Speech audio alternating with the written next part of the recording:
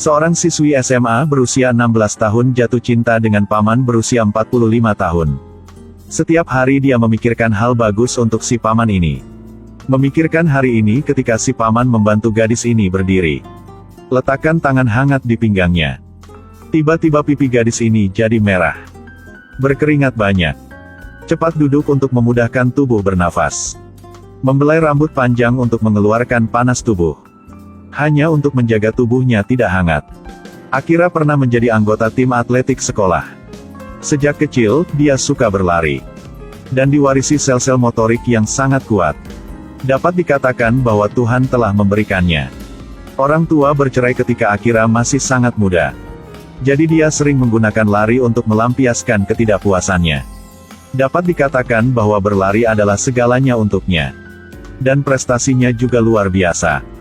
Dalam festival olahraga siswa sekolah menengah nasional, dia memenangkan kejuaraan. Pada saat yang sama, ia membuat rekor baru sebagai pelari tercepat. Tapi suatu hari, kecelakaan tak terduga terjadi.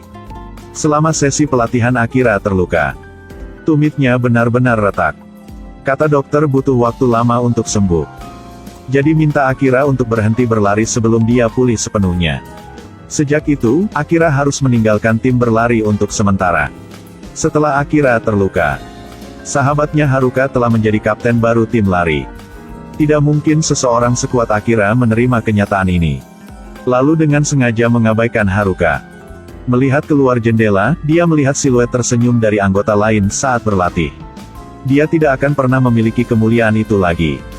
Merasa sangat sedih. Awalnya, setelah luka sembuh, tekun berlatih latihan pemulihan setelah cedera. Maka dia dapat kembali ke arena. Tapi begitu hujan, lalu kaki Akira sakit. Sering harus pergi ke rumah sakit untuk pemeriksaan. Membuat suasana hatinya sangat tertekan. Untuk Akira, berlari tidak mungkin. Menjadi pancuran tanpa akhir di benaknya. Sekitar waktu itu, seluruh badan Akira seperti jatuh ke dalam kegelapan. Sampai paman Masami muncul. Hujan di luar jendela hari itu. Akira duduk sendirian di restoran sambil berpikir. Masami berjalan ke sisinya. Dengan sopan beri Akira secangkir kopi gratis. Dia bahkan memamerkan keterampilan sihirnya kepada Akira untuk membuatnya bahagia. Mengatakan bahwa hujan ini pasti akan segera berhenti. Akira langsung terkena kalimat ini. Sepertinya akhirnya ada seseorang yang mengerti rasa sakit di hatinya. Takdir tidak tahu di mana. Hubungan antara manusia terkadang seperti kopi dan air. Momen harmonis satu sama lain. Meskipun Akira masih belum bisa mengungkapkan perasaannya terhadap paman ini. Tetapi dapat ditegaskan bahwa hujan benar-benar berhenti. Akira juga tertawa. Gadis jangkung dan arogan Akira sejak itu membuat keputusan. Ucapkan selamat tinggal pada arena atletik bersama rekan satu tim dia. Dia memutuskan untuk menggunakan waktunya sepulang sekolah untuk datang ke sini sebagai pelayan. Mendedikasikan sebagian energi dia untuk bisnis Masami. Masami adalah bulan yang bersinar untuknya. Tapi di mata teman Masami, Masami adalah pria parubaya yang sangat khas. Meskipun karakternya teliti dan damai, membantunya menjalankan restoran ini dengan sangat baik. Namun, di mata staf di sini, Masami hanyalah seseorang yang berpura-pura baik dan tidak pemarah. Dia sering meminta maaf kepada pengunjung. Masakan chefnya kurang enak, dia berani mengkritik. Tapi Masami juga pernah menjadi orang dengan mimpi. Karena ingin menjadi penulis, tetapi dia tidak memiliki pekerjaan utama sepanjang hari. Membuat istrinya meninggalkan dia. Teman-teman sastra muda di usia remaja juga telah menerbitkan buku untuk menjadi penulis. Dan dia masih belum menulis karya yang bagus. Apapun yang dia lakukan, itu setengah jalan. Menjadi orang yang tidak sabar. Ini adalah penilaian Masami tentang dirinya sendiri. Ketika dia melihat seseorang mengungkapkan perasaannya pada Akira. Melihat penampilan muda dua orang muda. Dia merasa lebih rendah. Mengatakan itu di mata para remaja. Dia adalah sampah. Tapi karena orang seperti itulah yang membuat hati Akira berdebar-debar. Dua orang dengan kehidupan yang tidak memuaskan. Tanpa sadar berjalan bersama di jalan yang sama. Memulai kisah cinta tak tahu salah atau benar. Seorang gadis SMA jatuh cinta dengan paman berusia 45 tahun. Ketika tidak ada orang, diam-diam mengambil baju yang baru saja dilepas paman. Ambil napas dalam-dalam untuk merasakan selera pria di bajunya. Dan pada saat ini Masami tiba-tiba masuk. Melihat adegan memalukan ini, Masami harus menertawakannya untuk membuat mereka berdua tidak terlalu malu. Dia mengatakan bahwa kurangnya mandi sudah ditemukan. Tidak menyangka Akira mengatakannya dengan lantang. Dia hanya menyukai rasa itu. Ini membuat Masami sedikit terkejut. Dapat dikatakan bahwa Akira adalah dewi yang sombong di mata semua orang.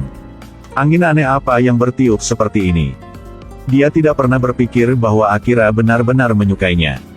Karena ingin berada di dekat Masami. Akira bahkan menolak banyak pria yang tertarik padanya karena itu. Metode apa yang digunakan siswa laki-laki untuk mendapatkan akun media sosialnya? Lalu dia menggunakan metode itu untuk mendapatkan akun media sosial Masami. Tapi paman setengah baya berusia 45 tahun seperti Masami.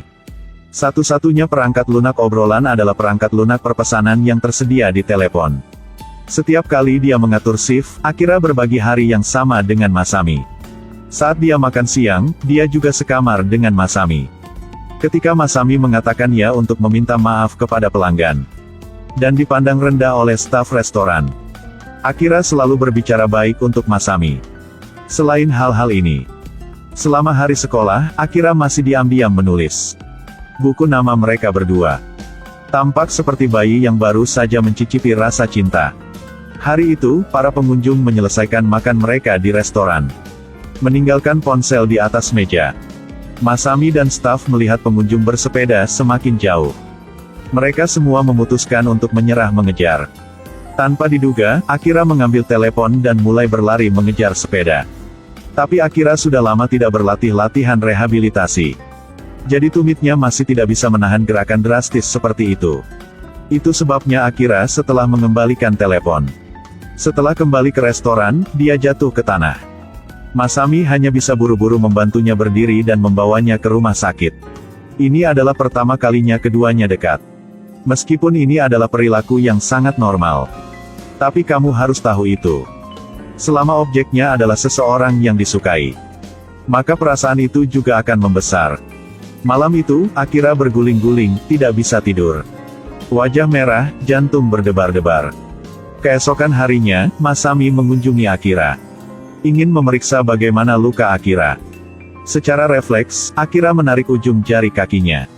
Masami bahkan berpikir bahwa Akira belum sembuh. Dia bahkan bertanya padanya apakah kuku kakinya sangat merah karena lukanya. Ini bukan darah memar ya. Ini membuat Akira tertawa terbahak-bahak. Katakan ini hanya cat kuku biasa. Melihat ekspresi khawatir Masami, Akira memutuskan untuk mengungkapkan pikirannya. Ini adalah pertama kalinya dia mengatakan pikirannya. Hatinya dipenuhi dengan harapan. Dan kemudian Masami mengira, inilah kesukaan karyawan terhadap bos. Ini membuat Akira sedikit kecewa. Ini bukan jawaban yang dia tunggu. Pada saat ini, teman Akira, Haruka, datang untuk mencari Akira. Bertanya pada Akira apakah dia ingin kembali ke tim lari. Dan sengaja mengundang Akira untuk menonton latihan pemula. Tapi di hati Akira, hanya ada hal-hal yang berhubungan dengan Masami. Dia menemukan alasan untuk melarikan diri. Akan mencari Masami untuk pengakuan kedua. Cinta abadi benar-benar tidak memiliki akhir yang bahagia. Menghadapi pamannya menyuruhnya masuk untuk menghindari hujan. Gadis ini menarik napas dalam-dalam. Kumpulkan keberanian untuk mengatakan bahwa dia menyukai Masami. Setelah mengatakan itu, berbalik dan pergi. Dia tidak membutuhkan jawaban hari ini. Dia hanya ingin membiarkan perasaan cintanya. Katakan dengan serius kepada seseorang yang disukai. Tapi ini membuat Masami bingung harus berbuat apa. Bahkan melihat di TV melaporkan bahwa seorang pria memperkosa seorang gadis. Masami bahkan merasa takut dan berkeringat. Segera matikan TV. Seolah-olah dia khawatir dia akan datang dengan niat jahat. Besok, Masami kemudian dengan serius memberitahu Akira bahwa usia kita jauh berbeda. Kamu bisa menjadi putriku. Bagaimana orang-orang di sekitar akan melihat kita berdua? Akira dengan keras menjawab itu. Tidak peduli bagaimana orang sekeliling melihat. Aku hanya mencintaimu. Ini mengejutkan Masami, tidak bisa berkonsentrasi mengemudi. Hampir mengalami kecelakaan. Masami bertanya pada Akira mengapa dia menyukainya. Akira bilang menyukai seseorang tidak butuh alasan. Kali ini Masami secara aktif meniadakan dirinya sendiri. Merasa melakukan sesuatu juga tidak sempurna. Tidak ada yang bisa dibanggakan. Dia tidak ingin membiarkan Akira membuang waktu. Minta Akira untuk membayangkan saat mereka berdua berkencan. Apakah itu benar-benar mengerikan? Tanpa diduga, ini membuat Akira berpikir bahwa Masami ingin berkencan. Jadi Akira merencanakan kencan untuk mereka berdua. Lihatlah tanggal berkencan yang akan datang. Akira tiba-tiba merasa malu dan menutupi wajahnya dengan buku. Hari berkencan. Masami mengajak Akira ke bioskop. Lalu bawa Akira ke perpustakaan favoritnya. Akira ingin Masami merekomendasikan beberapa buku. Sehingga dia bisa lebih memahami hobi Masami. Tapi Masami bilang jika kamu melihat buku yang direkomendasikan oleh orang lain. Jika tidak menyukainya, kamu tidak bisa tidak menontonnya. Akan merasa sangat tidak nyaman. Kemudian dia menyuruh Akira untuk pergi dan memilih bukunya sendiri. Dan Akira berdiri cukup lama sambil memegang buku tentang atletik. Masami tahu bahwa Akira selalu tidak bisa menyerah pada atletik. Jadi di hari-hari berikutnya, Masami sering diam-diam menyarankan Akira untuk kembali ke olahraga ini. Tidak lama kemudian, Haruka tahu bahwa Akira cintai Masami. Mereka berdua bertengkar karena ini. Akira memulai setiap hari dengan sedih dan depresi. Masami kemudian dengan sepenuh hati menghibur Akira.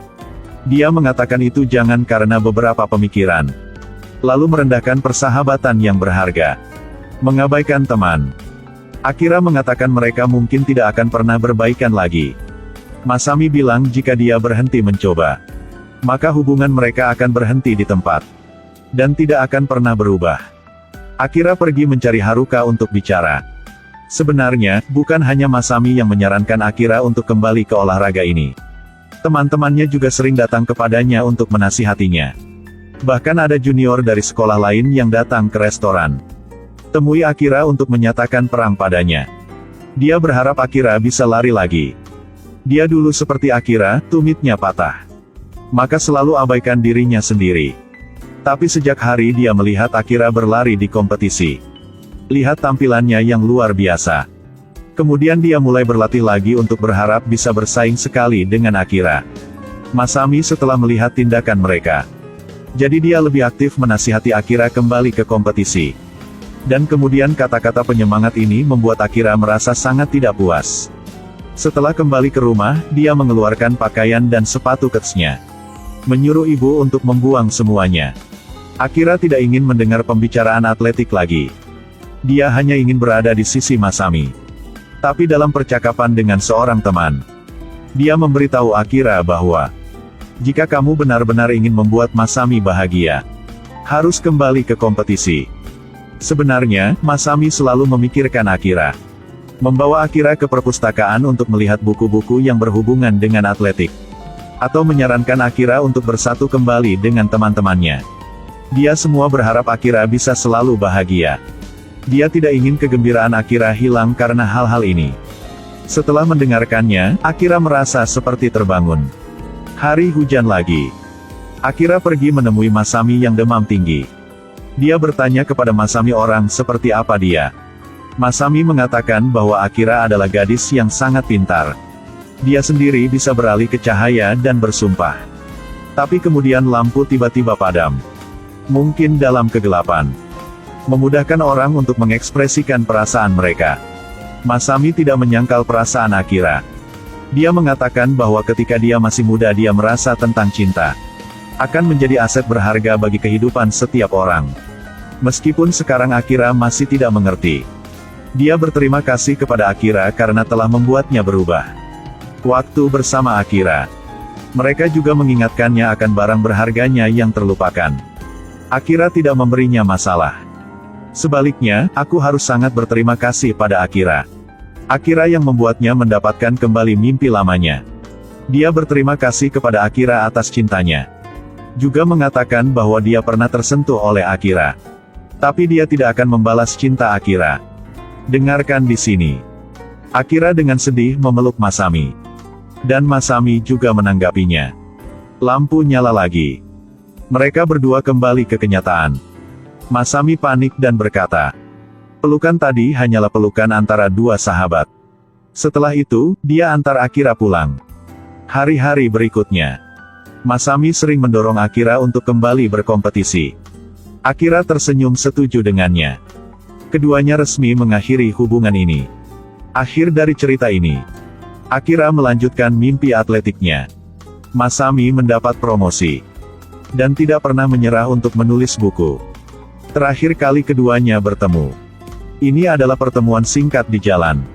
Akira tidak lagi mengatakan, menyukaimu. Dia bertanya pada Masami.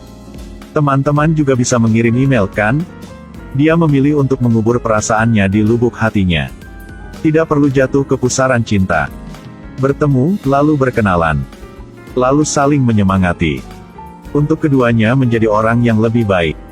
Cinta yang begitu indah. Dua orang jika kita katakan kekasih. Tapi tidak pernah ada hari cinta sejati. Jika bilang itulah teman. Namun di antara keduanya, masih ada cinta yang lembut. Cinta seperti itu bukanlah cinta. Tapi di atas cinta. Bukan persahabatan tapi lebih dari persahabatan. Pada akhirnya, keduanya telah menemukan jalan mereka sendiri. Juga menemukan diri mereka sendiri.